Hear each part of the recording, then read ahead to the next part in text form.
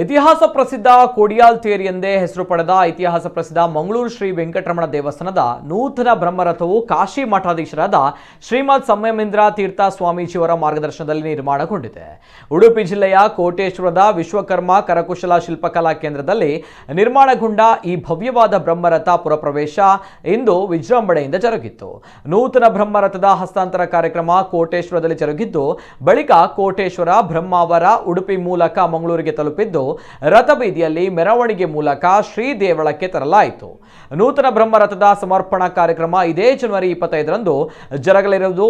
ಈ ಸಂದರ್ಭ ದೇವಳದ ಮುಕ್ತೇಸರರಾದ CL Shenoy, KP Prashant Rao, Ramachandra Kamath, ತಂತ್ರಿಗಳಾದ Pandit Narasimha ಆಚಾರ್ಯ ಹಾಗೂ ನೂರಾರು ಭಜಕರು ಉಪಸ್ಥಿತರಿದ್ದರು.